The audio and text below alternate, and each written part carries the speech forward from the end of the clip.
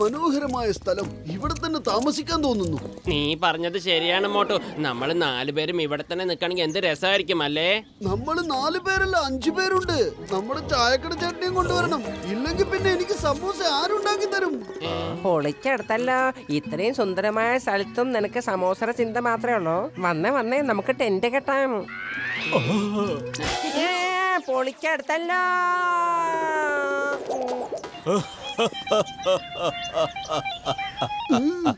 ഓയ് മോട്ടൂനെ കൊണ്ട് ടെന്റ് കെട്ടാനൊന്നും കൊള്ളില്ല. അവന് സമോസ കഴിക്കാൻ മാത്രമേ അറിയത്തുള്ളൂ. നിന്റെ കണ്ണ് എവിടെയാണോ? ഇനി നമുക്ക് റിസ്ക് എടുക്കുന്നൊന്നും വേണ്ട. വലിച്ചു കെട്ടുന്നതേ സ്വയം ചെയ്താ മതി. വരൂ.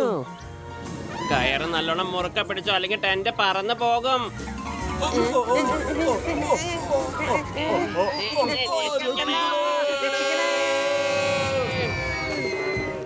എന്റെ രോഗികളാണ് സത്യം. ഇനി ഞാൻ ഒരിക്കലും ട്രെക്കിങ്ങിന് വരില്ല. വന്നാൽ തന്നെ ടെന്റ് കെട്ടാൻ കൂടില്ല.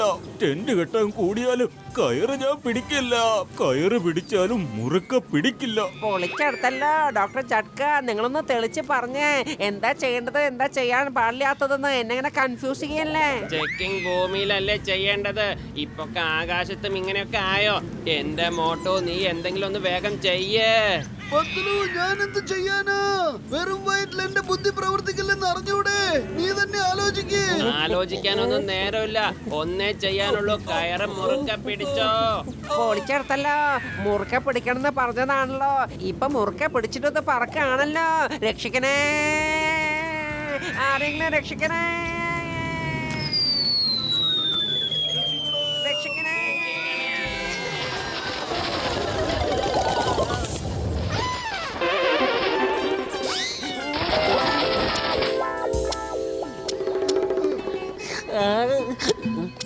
നിർത്ത. കാടിനെ തീ വെക്കുന്നതിൽ എനിക്ക് 20 കൊല്ലത്തെ അനുഭവം ഉണ്ടല്ലോ. കാടിനെ അല്ല തീ വെക്കാൻ പറഞ്ഞത്, ഈ വിറകിനെ തീ വെക്കാൻ പറഞ്ഞത്. അത് തന്നെയാണ് ഞാനും പറഞ്ഞു വരുന്നത്. ദാ നോക്കിക്കോ, ഈ കല്ലിന്റെ ഏത് ഭാഗത്ത് കൂടെയാണ് തീ വരുന്നതെന്ന്.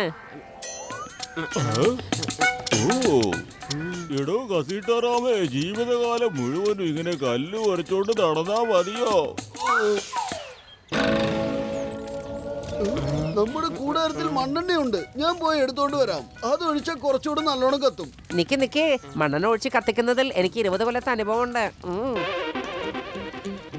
പൊളിച്ചെടുത്തല്ലോ.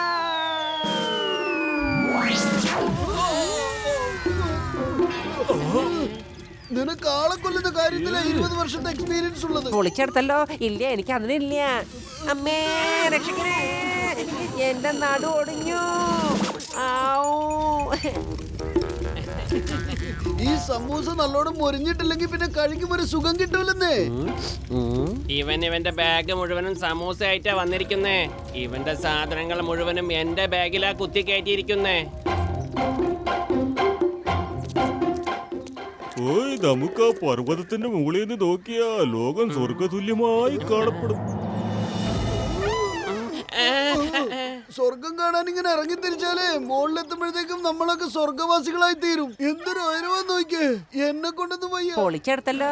മോട്ടോ, നീ അതിനെ കുറിച്ച് വെറുതെ വിഷമിക്കണ്ട. ഞങ്ങള് നിന്നെ കയറിൽ വലിച്ചിങ്ങനെ കേറ്റിക്കോളാം. എങ്കിൽ ശരി, ഞാൻ വരാം.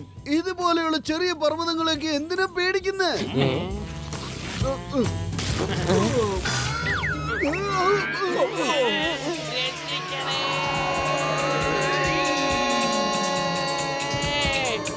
ഓയ് മോട്ടു, എന്റെ ബ്രോ, സോറി.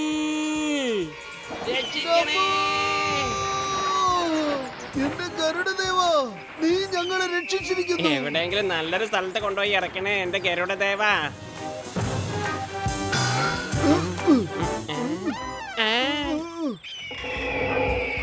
ഇതെന്താ? അതിന്റെ കുഞ്ഞുങ്ങൾക്ക് ബ്രേക്ക്ഫാസ്റ്റ് ആക്കാനാണ് നമ്മളെ കൊണ്ടുവന്നത്. ഇപ്പൊ നമ്മൾ എന്താ ചെയ്യാ മോട്ടോ? എന്തെങ്കിലും ഒന്ന് ചെയ്യേ. ഞാൻ എന്താ ചെയ്യാ? നിനക്ക് അറിഞ്ഞൂടെ വെറും വയറ്റിൽ എന്റെ ബുദ്ധി പ്രവർത്തിക്കില്ലെന്ന്? നീ തന്നെ ആലോചിക്കേ. ഇപ്പൊ വയറ് നിറയാൻ പോകുന്നത് ഈ പരുന്തും കുഞ്ഞിന്റെയാ. അതെ, നിങ്ങൾ എന്താ ചെയ്യാൻ പോകുന്നത്? അതിന്റെ വായിൽ നിന്നും ഇപ്പൊ എങ്ങനെയെങ്കിലും രക്ഷപ്പെട്ടേ മതിയാകൂ. അപ്പോ ഈ എന്നെ ആരാ രക്ഷപ്പെടുത്തുക? എത്രയും പെട്ടെന്ന് ഈ കൂടിന് പുറത്ത് കടക്കാം നോക്കാം. നമ്മൾ അങ്ങോട്ടും ഇങ്ങോട്ടും ഉരുണ്ട് വീഴുന്നത് ഇതിന് നല്ല രസമായിട്ട് തോന്നുന്നുണ്ട്. എങ്കിൽ പിന്നെ നമുക്ക് കുറച്ചുകൂടെ ഉരുണ്ട് കളിച്ചാലോ? വരൂ, നമുക്ക് കുറച്ചുകൂടെ അതിനെ സന്തോഷിപ്പിക്കാന്നേ.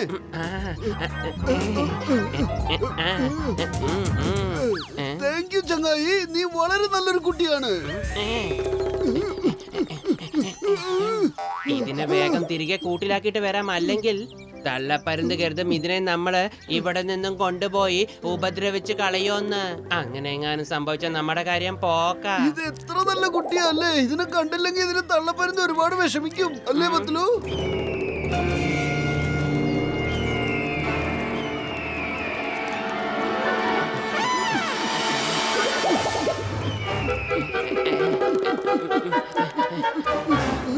പത്ലു, നിന്റെ നിഴൽ നിന്നാ പത്ലു ഇത്രയും വലുപ്പം? നീയൊന്ന് മേലേക്ക് നോക്ക്, അപ്പം നിനക്ക് മനസ്സിലാവും ഇതെന്താന്ന്. അത് നമ്മളുടെ തലയ്ക്ക് മുകളിൽ തന്നെ ഉണ്ടല്ലോ. എന്റെ മോട്ടോ, നീ പെട്ടെന്ന് എന്തെങ്കിലും ഒന്ന് ആലോചിക്കേ, അല്ലെങ്കിൽ കഴുത്തിന് മുകളിൽ തല കാണില്ല. എന്റെ പത്ലു, ഞാൻ എന്താ ആലോചിക്കാനാ? വെറും വയറ്റിൽ എന്റെ ബുദ്ധി പ്രവർത്തിക്കില്ലെന്ന് അറിഞ്ഞൂടെ നിനക്ക്? നീ ആലോചിക്കന്റെ പത്ലു. ഐഡിയ. ആലോചിക്കാൻ സമയമില്ല, ഒളിമ്പിക്സിൽ ഓടാണെന്ന് കരുതി ഓടിക്കോ. എന്റെ മോട്ടോ, ഇത്രയ്ക്ക് വേഗത വേണമെന്ന് ഞാൻ പറഞ്ഞില്ലല്ലോ.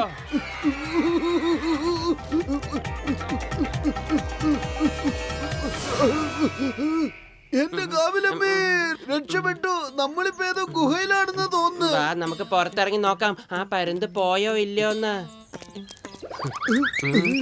പൊളിച്ചേ, ഗരുഡ റാണി പോയി പത്ലു. എന്റെ അമ്മേ.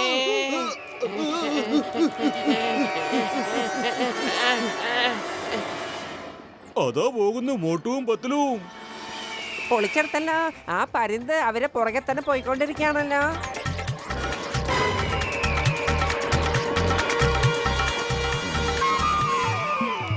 എടോ കസീട്ടാറാമേ, ഇത്രയും വലിയ മാരകങ്ങളൊക്കെ എവിടുന്നാണോ ചാടി വീഴുന്നത്?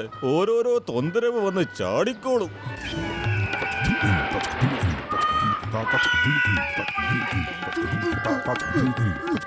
വേഗം വേഗം, അത് നിങ്ങളുടെ പുറകെ തന്നെയുണ്ട്.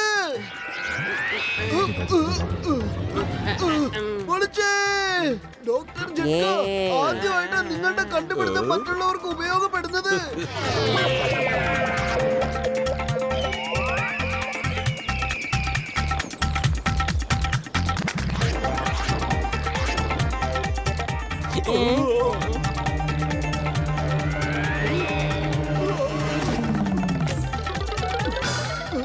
വല്യേട്ടാ, രക്ഷിക്കൂ വേഗം.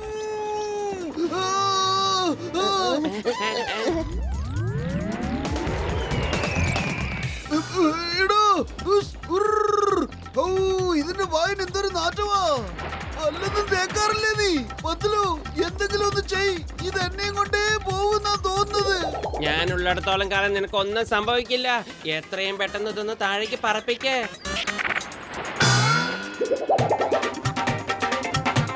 അവസാന നിമിഷത്തിൽ ഇതൊന്ന് വേഗം മേലോട്ട് പോക്ക്. പൊളിച്ചേ.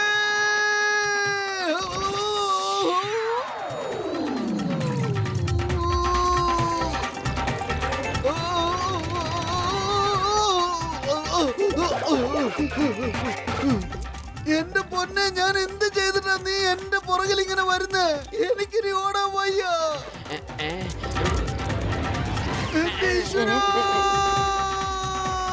മുകളിലുള്ളവനെ ശരിക്കും വിളിച്ചോ. ഇതോടുകൂടെ നമ്മുടെ ട്രെക്കിംഗ് അവസാനിക്കുകയാണ്. അതിന് ഞാൻ ഒരിക്കലും സമ്മതിക്കില്ല. ഓ, വിമാനം കൺട്രോൾ ചെയ്യാൻ പറ്റുന്നില്ല.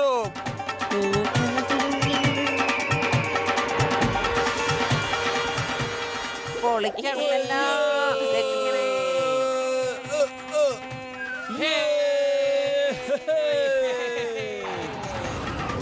പൊളിച്ചെടുത്തല്ലോ.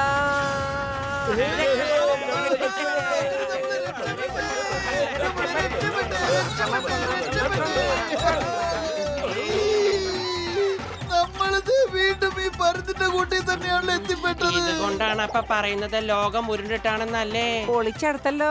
ഇനിയിപ്പോ നമുക്ക് എന്താ സംഭവിക്കുക? സംഭവിച്ചതെല്ലാം നല്ലതിന്, ഇനി സംഭവിക്കാനുള്ളതും നല്ലതിന്. വേണ്ട.